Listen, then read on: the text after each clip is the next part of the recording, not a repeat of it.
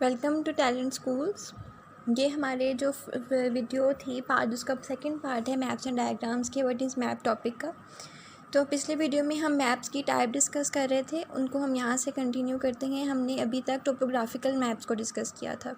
अब नेक्स्ट हम move on होते हैं the third one type, that is cadastral maps. Cadastral maps क्या होते हैं? These are the large scale maps. ये टोपोग्राफिकल मैप से देखा जाए तो इनका एरिया कम होता है। फॉर एग्जांपल आप एक सिटी को डिस्कस कर रही हैं, आप एक कॉन्टिनेंट को डिस्कस कर रही हैं, तो वो आप टोपोग्राफिकल मैप में करेंगे। लेकिन क्या होता है कि उससे जब लोअर लेवल पे आप आते हैं, आप एक सिटी में आ जाते हैं, तो उसको आप डिस्कस करेंगे तो वो एरिया कम होगा लेकिन डिटेल्स उसकी उतनी ही बढ़ जाती हैं। तो जो लोअर लेवल पे मैप्स बनते हैं, लार्जर स्केल्स पे होते हैं, उनको क्या कहते हैं? Cadastral map. लार्जर स्केल से मुराद ये है कि आपने ज़्यादा उसको जो है डीपली स्टडी करना होता है कि किस सेक्टर में क्या पाया जाता है, वेल्थ कितने हैं इस एरिया में या इस सिटी में, इस तरह की इन्फॉर्मेशन आपको डिटेल्ड इन्फॉर्मेशन जो है, जैसे फॉर एग्जांपल आपने एक सिटी को विज़िट करना है, उसके लिए आपको उस सिटी के कैडेस्ट्रल मैप की ज़रूरत होगी, जो जिसमें पूरा रोड मैप, रेलवे ट्रैक्स, ये सब कुछ आपको शो हो रहा होगा। Contain more details as compare to topographical maps. Topographical maps की निस्बत इसमें ज़्यादा डिटेल्स होती हैं। कैडेस्ट्रल मैप जो है विलेज लेवल पे वो बताते हैं, इंफॉर्मेशन प्रोवाइड कर रहे होते हैं फार्म और हाउसेस के बारे में। Same wise cadastral map city level पे इंफॉर्मेशन प्रोवाइड कर रहे होते हैं about every house, block, street, road, parks and markets. जैसे ये जो टेक्स्ट के पीछे मैप है, इसमें आप देख सकते हैं कि ये हमें एक सेक्टर के ब्लॉक्स को उन्होंने एक कलर से रिप्रेजेंट किया हुआ है, नेक्स्ट सेक्टर के ब्लॉक को उन्होंने नेक्स्ट कलर से रिप्रेजेंट किया हुआ है। इसी तरीके से अगर यहाँ से कोई स्ट्रीम और यहाँ पे कोई कैनल है तो वो उन्होंने उसकी ऐसे रिप्रेजेंटेशन की हुई है। तो ये एक सिटी का बेस्ट मैप है, कैडेस्ट्रल मैप की बेस्ट एग्जांपल हमें शो होती है यहाँ पे।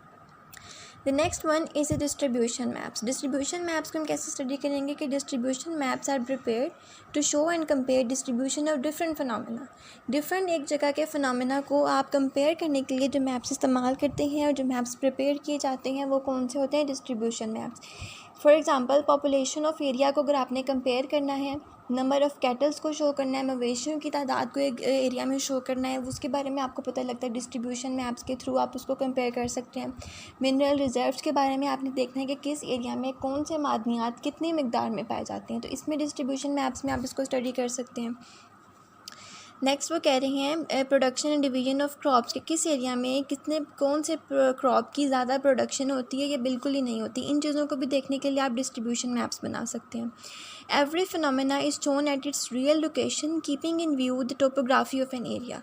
किसी भी एरिया के बारे में आपने डिस्ट्रीब्यूशन मैप में एरिया बहुत ज़्यादा मैटर करता है, तो किसी भी एरिया की टोपोग्राफी को सामने रखते हुए, टोपोग्राफी क्या था तो हमने पीछे पढ़ा कि उस जगह के फीचर्स क्या हैं, वहाँ वो प्लेट्यू है, वो प्लेन है या वो माउंटेनियस रीजन है, वो कैसा इलाका है, उसकी टोपोग्राफी को आप देखते हुए उसके बारे में रियल इन्फॉर्मेशन उस इलाके के बारे में प्रोवाइड कर सकती हैं जो आपको रिक्वायर्ड होती है। वो रियल लोकेशन और इन्फॉर्मेशन कुछ भी हो सकती है, अबाउट एरियाज़ हो सकती है, पॉपुलेशन के जो है ट्रीज़ के बारे में हो सकती है, फॉरेस्ट, किसी भी चीज़ के बारे में। Area of a specific region is considered while showing distribution of a phenomena. किसी भी एक फिनोमेना को आपने देखना है, फॉर एग्जांपल आपने फॉरेस्ट के बारे में देखना है कि किस एरिया में फॉरेस्ट या ट्रीज़ की प्रोडक्शन ज़्यादा है या पाई जाती हैं, तो वो आपका एक फ़िनोमेना है जिसको आपने डिस्ट्रीब्यूट करना है मुख्तलिफ स्पेसिफिक रीजन्स में। तो फिनोमेना ये हो गया आपने कि आपने फॉरेस्ट को स्टडी करना है और आपके जो है स्पेसिफिक रीजन वो आपने सेलेक्ट करना है कि आप नेशनल लेवल पे, अपने कंट्री लेवल पे उसको स्टडी करना चाह रहे हैं, या आप इंटरनेशनल लेवल पे स्टडी करना चाह रहे हैं, या ओवरऑल आप कॉन्टिनेंटल लेवल पे स्टडी करना चाह रहे हैं। ये आपके स्पेसिफिक रीजन है जो आपने खुद सेलेक्ट करना होता है इसमें। नेक्स्ट अगर हम मूव करें तो डिस्ट्रीब्यूशन ऑफ टाइप्स में डिस्ट्रीब्यूशन मैप्स की टाइप्स हैं दो, qualitative and quantitative. Qualitative maps को अगर हम डिस्कस करें तो qualitative maps only show production not the quantity. जैसे कि अगर आपने क्रॉप्स की प्रोडक्शन या कैटल की प्रोडक्शन के बारे में डिस्ट्रीब्यूशन मैप बनाना है तो उसमें क्वालिटेटिव मैप अगर आप बनाएंगे तो वो सिर्फ प्रोडक्शन शो कर सकते हैं। जैसे आपको कोई भी एरिया हाईलाइट करके दे देगा कि यहाँ पे इसकी प्रोडक्शन है या नहीं है, वो आपको क्वांटिटी नहीं बता सकता। फॉर एग्जांपल रेनफॉल है, वो आपको बता सकता है कि इधर इस एरिया में इक्वेटर के करीब और ट्रॉपिक ऑफ कैंसर और ट्रॉपिक ऑफ कैप्रिकॉर्न, इनमें कहीं पे भी आपको जो है कहाँ पे रेनफॉल मिल रही है, कहाँ पे रेनफॉल नहीं हो रही, ये आपको क्वालिटेटिव मैप बताता है। लेकिन कितनी रेनफॉल कहाँ पे हो रही है, ये बात आपको क्वान्टिटेटिव मैप्स बताएंगे। इसीलिए qualitative data differentiates between various type of thing, ये डिफरेंशिएट कर सकता है प्रॉपर्ली कि कहाँ पे, जैसे डिफरेंशिएट कैसे कि कहीं पे रेनफॉल हो रही है कहाँ पे नहीं हो रही है, it's a comparison between doing और नॉट डूइंग। तो इसी तरीके से आपको ये कंपेयर करके बता सकते, क्वांटिटी नहीं बता सकता।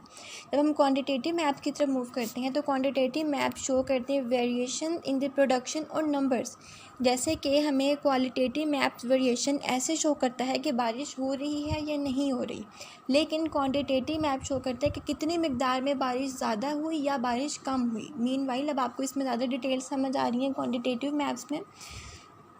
तो method of preparing quantitative method, अब क्वांटिटेटिव मेथड जो है मैप्स का उसको प्रिपेयर करने के लिए दो हमारे पास मेथड हैं। The first one is dot method and the second one is shading method. तो हम डिस्कस करते हैं अब सबसे पहले क्वालिटेटिव और क्वांटिटेटिव के डिफरेंस को। जैसे आप यहाँ पर देख सकते हैं कि the pink one region is showing mountains, कि ये शो कर रहा है कि कहाँ पे माउंटेन है कि नहीं है। इसने कहा मैप ने कि यहाँ पे माउंटेन्स हैं, ये द सेंट्रल पार्ट है, ये ईस्टर्न पार्ट है एंड ये that is the Pacific part. तो ये इस आपको ओवरऑल जनरल इन्फॉर्मेशन दिया है, ये क्वालिटी नहीं, आपको क्वालिटी बता रहा है, क्वांटिटी नहीं बता रहा। मीनवाइल अगर आप क्वांटिटेटिव देखें तो इसमें एक ही कलर के मुख्तलिफ शेड्स आपको क्वांटिटी के बारे में बता रहे हैं कि obviously the darker shade is showing the density and the lighter shades are showing less density of that particular phenomena. तो नेक्स्ट हम मूव करते हैं। Now we will move towards the dot method. और डॉट मेथड में हम देखेंगे कि dot method क्या होता है। Dot distribution map is a map that uses dot symbol, ये एक ऐसा मैप होता है जो डॉट के सिंबल को जो है इस्तेमाल करता है शो करने के लिए पॉपुलेशन, एग्रीकल्चर प्रोडक्शन या किसी भी और चीज़ की प्रोडक्शन किसी स्पेसिफिक एरिया में। वो कैसे, वो भी हम नेक्स्ट देखते हैं। Dot method rely on visual scatter to show distribution pattern, visual ऐसी जो देखी जा सके, स्कैटर होते हैं फैला हुआ। तो अगर डॉट मेथड आपको इस्तेमाल करना है तो ये आपको डॉट स्कैटर्ड फॉर्म में मिलेंगे। ऐसे नहीं हो सकता कि अगर कहीं पे, जैसे पिछले मैप में हमने डिस्कस किया था कि माउंटेन्स हैं तो वो एक ही रीजन को कलर कर दें, तो ऐसे नहीं हो सकता। अगर कहीं पे माउंटेन्स हैं तो वो आपको एक ही बड़ा सा डॉट बना दें, नहीं, वो स्कैटर करके बताएगा कि यहाँ पे हैं, यहाँ पे नहीं, यहाँ पे है, यहाँ पे नहीं। टू प्रिपेयर साइड डिस्ट्रीब्यूशन, इसी तरीके से क्योंकि डिस्ट्रीब्यूट की बात आ रही है तकसीम करने की, तो इसी तरीके से एरिया को भी स्मॉलर यूनिट में तकसीम किया जाता है, जैसे provinces, division, district, tehsils and towns. अब हम देखते हैं डॉट मेथड मैप जी पॉपुलेशन का है अकॉर्डिंग टू द ईयर 2015। तो इसमें आप देख सकते हैं कि यहाँ पे पॉपुलेशन ज़्यादा डॉट्स, स्कैटर्ड डॉट्स हैं ये सारे, तो ये यहाँ पे ज़्यादा डॉट शो करें, यहाँ पे पॉपुलेशन ज़्यादा है, यहाँ पे कम डॉट शो करें, यहाँ पे पॉपुलेशन कम है। ये स्केल शो कर रहा है 5 लाख % पर डॉट, मतलब एक डॉट जो है, this one dot representing 5 lakh % in that area. इसी तरीके से यहाँ पे 3 डॉट्स हैं तो obviously it's showing about 15 lakh %। तो इसी तरीके से यहाँ पे काफ़ी सारे डॉट्स हैं तो ये आपको डिमॉन्स्ट्रेट कर रहे हैं कि यहाँ पे पॉपुलेशन ज़्यादा होती है। The important note is that कि और to show all kind of crops producing areas with the help of dot map, high mountain areas and river channels are avoided while placing dots. इसी तरीके से उन्होंने कहा कि अनप्रोडक्टिव और inhabited areas को निकालने के लिए जो है डॉट मेथड में आसानी होती है क्योंकि उन एरियाज़ में डॉट्स नहीं लगाए जाते। नेक्स्ट मेथड की तरफ अगर हम चलें तो दिस मेथड इज़, ये भी डॉट मेथड के बारे में हमें बता रहे हैं कि according to the data number of dots is determined according to scale. जैसे कि हमने पढ़ा कि पिछले में एक डॉट 5 लाख % को रिप्रेजेंट करा, इसी तरीके से हर डॉट का एक अपना स्केल होता है, उसके अकॉर्डिंग उन्होंने उसको तकसीम किया होता है कि पहले वो एवरेज निकाल के फिर वो देखते हैं कि हमें कितने डॉट चाहिए। ज़्यादा डॉट भी नहीं लगाए जा सकते, बहुत ज़्यादा भी नहीं होनी चाहिए, बहुत कम भी नहीं होनी चाहिए। तो किसी भी चीज़ के बारे में एक वेरिएशन होती है प्रोडक्शन में, वो हम नंबर ऑफ़ डॉट्स के अकॉर्डिंग जो है उसको एस्टिमेट कर सकते हैं। शेडिंग मेथड की तरफ अगर हम बढ़ें तो शेडिंग मेथड जो है some time to show countries population और the production of various goods on the map, different colours और लाइट और dark shades of one colour are used. जैसे कि इसमें हमें देखा जा सकता है कि हम किसी भी जगह के, अगर हमने कंट्री की पॉपुलेशन या प्रोडक्शन के बारे में देखना है तो वो मैप के थ्रू हमें ऐसे शो होती है कि एक ही कलर के लाइटर और डार्कर शेड जो हैं उनको इस्तेमाल किया जाता है डेंसिटी और लेस डेंसिटी शो करने के लिए। नेक्स्ट मैप की तरफ हम जब मूव करते हैं तो मेजर जो ड्रॉबैक होता है हमारा शेडिंग मेथड का वो ये होता है कि डिवीजन जो होती है सारी चीज़ों की वो यूनिफॉर्मली डिस्ट्रीब्यूटेड शो हो रही होती है। फॉर एग्जांपल कहीं पे अगर पॉपुलेशन नहीं है या है तो उस चीज़ को रिप्रेजेंट करने के लिए सिर्फ एक ही कलर का शेड इस्तेमाल किया जाएगा। जैसे डॉट मेथड में हमारे पास मेथड होता है कि जहाँ पे अगर अनइनहेबिटेड एरिया है तो उसमें हम डॉट्स नहीं लगाएंगे, लेकिन शेडिंग मेथड में एज सच ऐसा कोई तरीका नहीं मिलता। नेक्स्ट उन्होंने बताया हुआ है कि एग्रीकल्चर प्रोडक्शन जो है डिफरेंट रीजन्स में जो है डिफ़िकल्ट हो जाती है शो करना कि अगर नॉन प्रोडक्टिव एरियाज़ हो तो वहाँ के लिए भी सेम पॉपुलेशन वाला हिसाब के अनप्रोडक्टिव एरियाज़ में नॉन प्रोडक्टिव एरियाज़ में हमें हमारी जो है डिस्ट्रीब्यूशन या प्रोडक्शन को शो करना मुश्किल हो जाता है, क्योंकि हम उसके लिए नेक्स्ट कलर शेड नहीं इस्तेमाल कर सकते। टू मेथड जो हैं प्रिपेयरिंग करने के शेडिंग मेथड में अब यहाँ पे हम देख सकते हैं कि डार्कर ग्रीन कलर शो कर रहा है फॉरेस्ट को।